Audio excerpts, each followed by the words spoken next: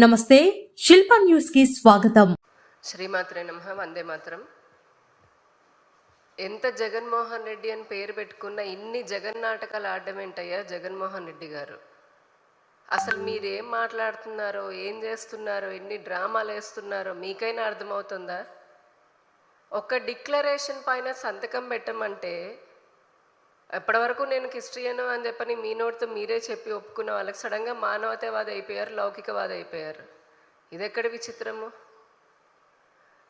TTD general రూల్లో ఉన్నటువంటి ఇతర మతస్థులు ఎవరైనా వస్తే అందరూ ఈ ప్రపంచంలో ఎవరైనా సరే స్వామివారిని వచ్చి దర్శించుకోవచ్చు భగవంతుణ్ణి, అందులో ఎటువంటి సందేహము లేదు. కానీ ప్రతి మతానికి లేదా ఆలయాలకు వాళ్ళకంటూ సొంతంగా కొన్ని రూల్స్ ఉంటాయి. ఎందుకంటే ఆయా ఆలయాల పవిత్రతను కాపాడడం కోసం అని చెప్పని ఏర్పాటు చేసుకుని ఉంటాయి. మీరు నిజంగానే లౌకికవాది మానవతావాదని నా వాదం మానవత్వం అనేదో పెద్ద పెద్ద డైలాగులు చెప్పారు కదా. మీ మానవత్వం అంటే ఇదేనా? మీ లౌకికవాదం అంటే ఇదేనా? 4 గదులు కాకపోతే 40 గదుల్లో కూర్చొని బైబిల్ చదువుకోండి. మిమ్మల్ని ఎవరు వద్దన్నారు? తిరుమల వెంకటేశ్వర స్వామి దగ్గర కూడా రండి, శుభ్రంగా దర్శనం చేసుకొని పోండి, దానికి ఎవరు వద్దనలేదు. కానీ అడిగిందేంటి? అక్కడ ఉన్నటువంటి రూల్ని పాటించమనే కదా. మీకు తెలిసినటువంటి మీరు అనుకునే మానవతావాద లౌకికవాదం ఏంటి అంటే ఒక మతాన్ని ఆచరిస్తూ, ఇంకా చెప్పాలంటే మీరు క్రిస్టియానిటీని ఆచరిస్తూ పక్కన ఉన్నటువంటి హిందూ ధర్మాన్ని అపహాస్యం చేయమనా, అపవిత్రం చేయమనా? మీరు నిజంగా లౌకికవాదనంటే ఒక చిన్న సంతకము టెంపుల్ రూలే కదా, దాన్ని పాటించి వెళ్ళిపోతే మీ గౌరవం పెరిగేది కదా.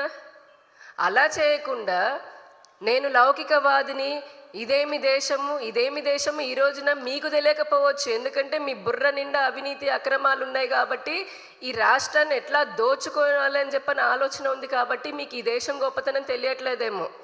ఈ రోజున భారతదేశం యొక్క గొప్పతనము, సనాతన ధర్మం యొక్క గొప్పతనము ప్రపంచంలో ఏ దేశాన్ని అడిగినా చెప్తోంది.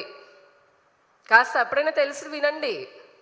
అంతేగాని సెక్యులరిజం పేరుతోటి, ముఖ్యంగా మీలాంటి స్యూడో సెక్యులర్స్ ఎవరైతే ఉన్నారో, సెక్యులరిజం పేరుతోటి ఏది పడితే అది మాట్లాడతాను, కులాల మధ్య చిచ్చు పెడతాను. ఖచ్చితంగా జగన్మోహన్ రెడ్డి నిన్న తిరుమల డిక్లరేషన్కి దళితుడికి సంబంధం ఏందయ్యా? అసలు దళితులు అని అంటే ఒక మతం అనుకుంటున్నావా, లేకపోతే ఇంకే కులం అనుకుంటున్నావు? నీకు ఆ తేడా కూడా తెలియకుండా 5 ఏళ్ళు రాష్ట్రాన్ని ఎట్లా పాలించావు నువ్వు? అక్కడ టీటీడీ రూల్ ఎవరి కోసం పెట్టారు? ఇతర మతస్థులు ఎవరైనా వస్తే వారు డిక్లేర్ చేసుకుని వెళ్ళి స్వామివారిని అంటే స్వామివారి పైన ఉన్నటువంటి విశ్వాసాన్ని చెప్పాలి అని. అసలు మధ్యలో దళితులు ఎందుకు వచ్చారు? ఖచ్చితంగా ఇది హిందువుల మధ్య ధర్మం పేరిట చిచ్చు పెట్టే ఒక పెద్ద కుట్ర జరగడానికి జగన్మోహన్ రెడ్డి తెరతీశాడు. రాష్ట్రంలో శాంతి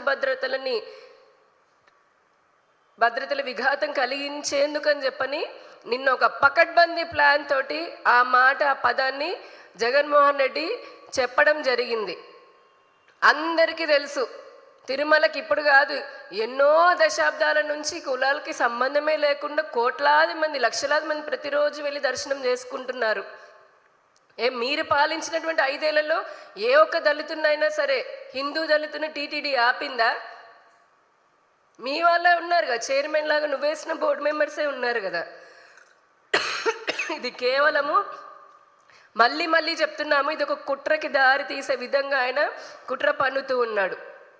ఈ రోజున ప్రశ్నిస్తున్నాం, అసలు మీకు వచ్చిన ఇబ్బంది ఏంటి డిక్లరేషన్ సంతకం పెట్టడానికి?